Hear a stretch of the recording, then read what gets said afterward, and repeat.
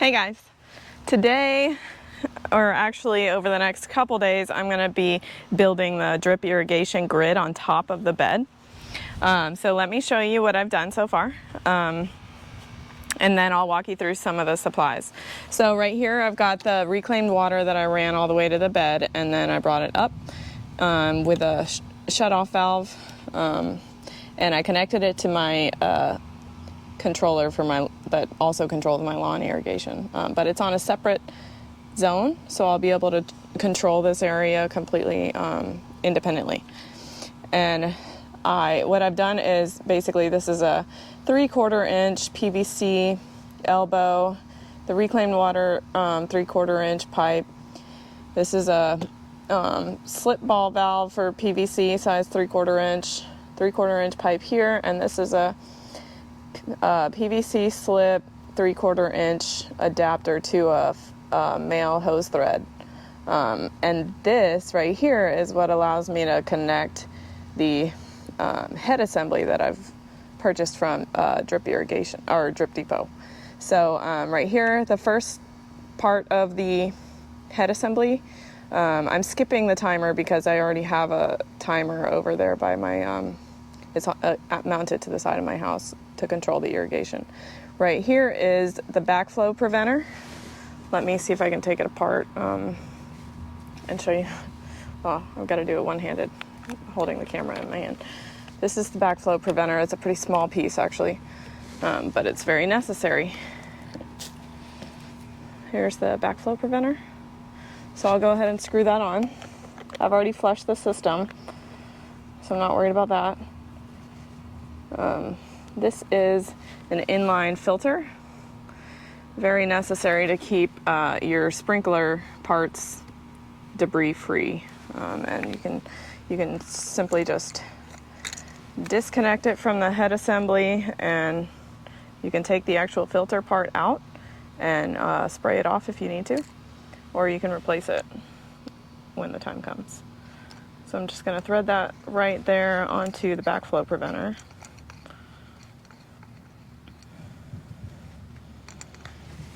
And then I have the 25 psi pressure regulator. This part is necessary because my reclaimed water system runs, I don't know the exact psi that it runs at, but I know the sprinkler heads for the lawn irrigation operate between 40 and 70 psi, so I know it's much higher than 25 psi. And if you don't have one of these, you're going to encounter a lot of issues with like your barbed connectors and your goof plugs and stuff in your system, like popping off, or your bubble drippers. So I've got that. I'm going to thread that on, and then should have disassembled it before. So this, I'll thread on the pressure regulator for sure, right onto that filter part. And then here is the,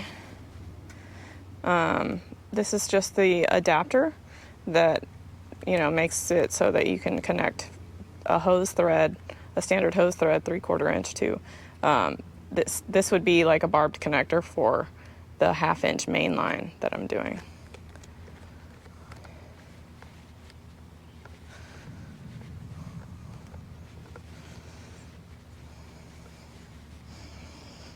I don't have that much time before the rain's going to come, so I'll do what I can. This is a big bag of 100 1/2 inch barbed tees. I'm going to be using this to help me construct the grid over there. These are 1/2 inch barbed crosses. Hopefully you can see that. That's going to help in certain areas of the grid as well. Some more crosses here. Looks like they came in a pack of 10, so I got several packs since I'm dealing with like almost 50 or 60 different grids. This is my 1/4 inch tubing. It's just polyethylene tubing. It doesn't have any emitters in it. And I did that on purpose because I've bought drip tape with 0.5 GPH emitters spaced 6 inches apart before, and it was actually pretty frustrating because my plants weren't spaced like that, and so it was hard to actually get the water directly on the plant where I wanted it. So my plan is actually to use this, and instead of using emitters, I'm just going to try to drill a hole and see if I can get it to work that way. And I'll start small and then kind of test and see how much water comes out, and see if, it's a good plan or not. Oh, they give you Tootsie Pops in your order, by the way. The rest of these supplies are some of the smaller pieces. Like these are stabilizer stakes for the 1/4 inch line. I needed several of those. I figured to try to keep my grid in place. These are 1/4 inch, or no, these are 1/2 inch barb tubing elbows, which I need to help construct some of the grid. These are goose plugs, which are basically the end cap on your 1/4 inch polyethylene tubing or your 1/4 inch drip line. And these, I bought button drippers for some of the areas where I have like a plant in the middle of 4 square feet. I thought that I would bring out that 1/4 inch line from the grid all the way out to the root of the plant and add a button dripper. So I'll start building it. So I want to show you a little bit about how I'm installing the drip irrigation. I worked a little bit on the grid yesterday. So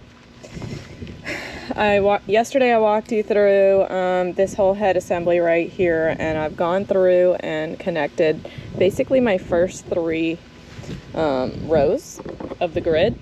So I've gone through and connected this with an elbow right here. This is my main line with a 1/2 inch end cap, and then I've got it coming into building the grid, and the tubing just has some it was in a roll, so it's not laying flat right now, so I think I might actually lay something on it in the heat of the day tomorrow or something when I'm done, to get it to lay a little bit more flat. But essentially what I've done is connect it with some crosses or T's or elbows. Down here is a little bit tricky because I basically installed the head assembly and then connected it to the rest of it, but right here is going underneath, and I'm gonna connect this T all the way out here to another grid out here, or to another square. And these are the squares that I'm gonna work with for my square foot gardening plan. And so there's a lot of parts, a lot of connections to get right. So what I've done is I've brought my computer outside, and I've got it sitting on the lanai table over there, so I can, my plan is to lay out the connectors, so the crosses or the T's or the elbows, in their correct spaces, and then I'm gonna cut the hose to size and connect it. So this is what I mean about laying it out before I cut the pipe, or the tubing.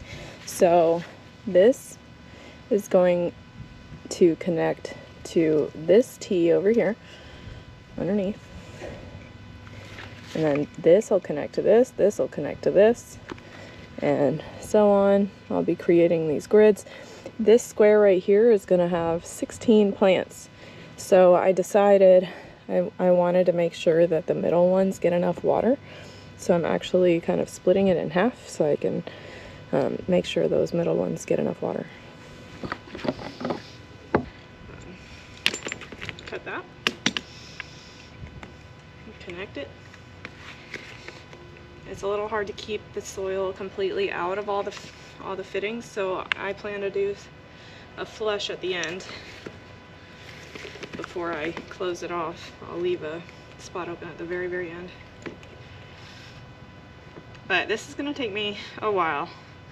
Those 3 rows I showed you took me an hour yesterday, so maybe I'll get another 3 rows done during this hour stretch, and then I can do some more. Over the next couple days, my goal is to get it done today's Wednesday. I need to have the irrigation, the grid completely done in time to sow the seeds on Sunday. Hi. Say hi. Hi. All right, so we're out here. We're gonna test the water with the grid assembled, and I gotta make a couple changes before we start. Right here, I'm going to turn on this valve. The water's not on yet. I'm gonna do it at the controller in a minute. And I'm expecting water to come out right here, where I left it open. And also, well, these two that are not connected.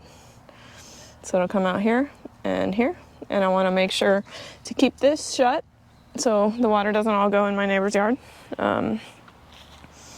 So now I'm gonna walk over to the controller and turn it on for 1 minute, and I'll walk back here and see what happens.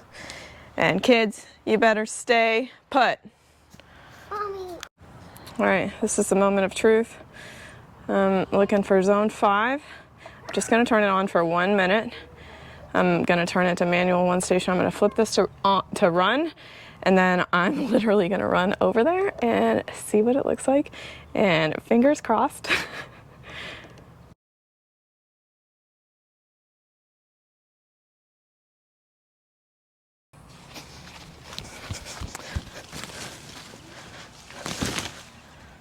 Uh-oh, where is the water?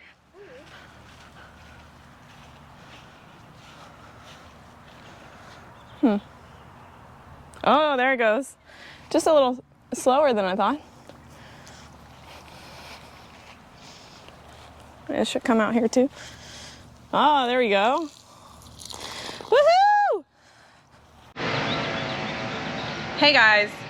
So I finished constructing the whole grid, the drip grid on top of my long raised bed. And today I'm gonna try a couple different approaches with you know, poking holes or doing button drippers. And let me show you what I've done, and then I'll turn the water on and we can kind of play with it and see before I go and drill holes in the whole thing. So I have basically done a couple trial things right here. I have really tiny holes in the line here, here, and here. They were like 1/32 of an inch that I used a drill to drill the holes.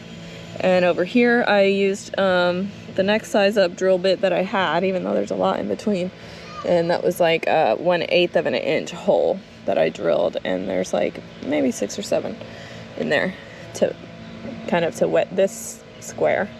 And this one I was gonna try a button dripper. Now my concern about a button dripper combined with this is that, like, this is a 0.5 GPH button dripper, and this will come out like so fast, I think, in comparison to this. And so I might ditch the button drippers altogether and just like poke a hole in the line instead. Or I could increase the, you know, you can buy like a 0.5 GPH button dripper, or a 1 GPH, or a 2 gallon per hour one. I could mess with it like in different ways. And what's good about the way that I've done this is that this square is only gonna have 1 plant in it.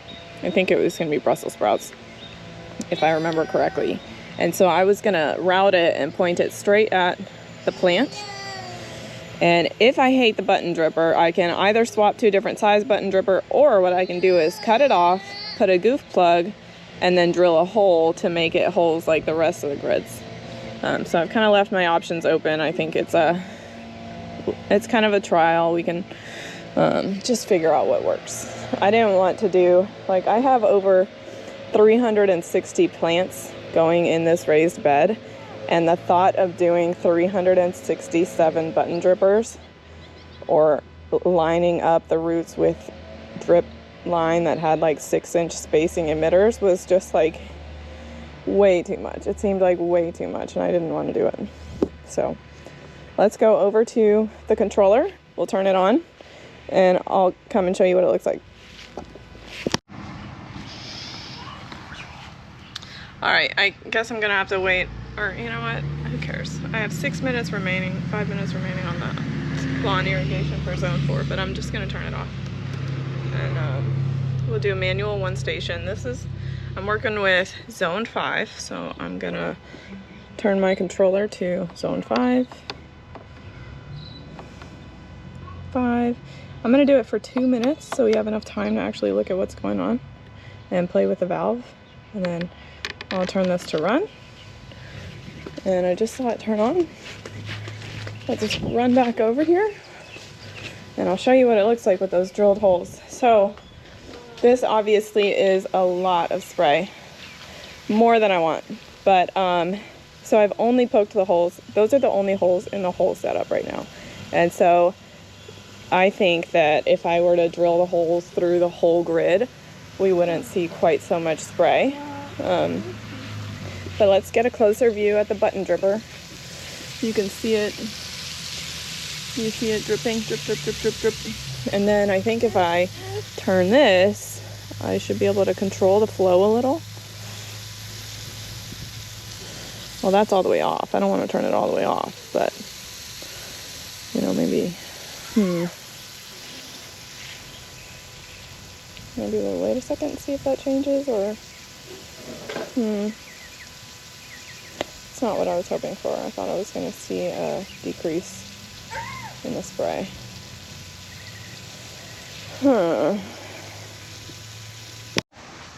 Alright, so I think what I'm going to do is go ahead and drill all the holes that I was planning to drill for the different plants throughout the whole grid.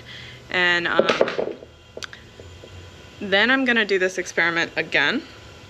And hopefully I'll get a different, like, pressure on the spray. I think maybe it's just like too much pressure in there and only like 6 little spots where it comes out. So it's not really showing me enough differential when I change the valve position. At least that's what I hope. I'll give it a shot.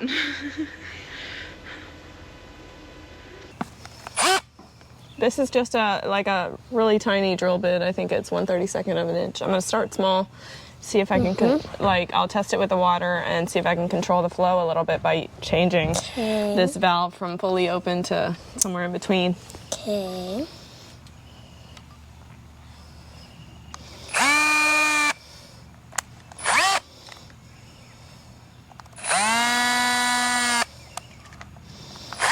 And actually, I think I might go all the way through and go ahead and do the hole for the other side. Yep.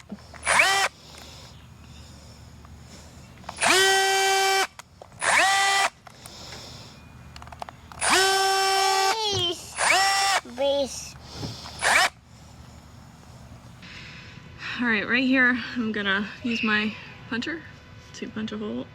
Really, it could be anywhere. I'm just gonna pick a spot right here. Doesn't really matter where. Oh, I forgot my barbed coupler. So, got my quarter inch polyethylene tubing. I'm gonna take my barbed coupler, push it in one end of that.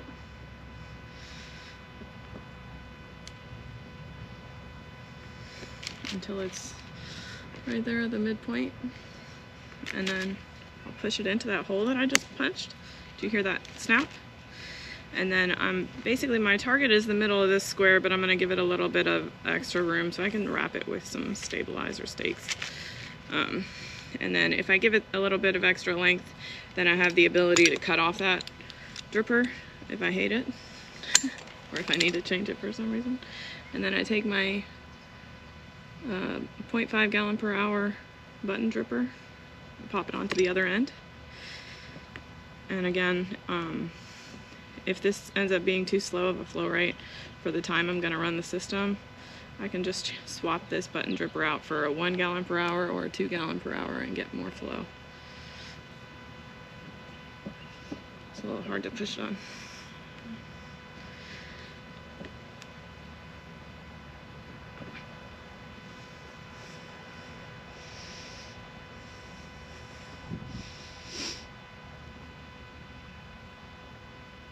Alright, I got it. And then I'll just leave it right there. Alright guys, I finished doing all the drilling. I'm gonna turn the water on and test it, and I know inevitably there's gonna be spots I'm gonna have to fix. Like, it was a little bit hard to keep track of what I already drilled and what I didn't. So let's get right to it and turn it on and see what it looks like. All right, so I just turned it on. Let's see what's going on.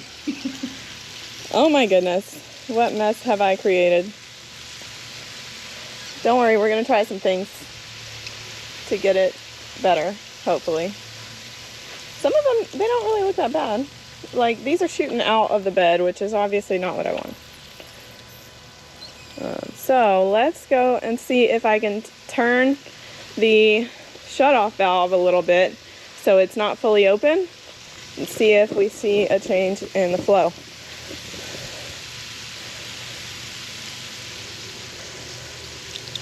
And see if we can get it down, you know,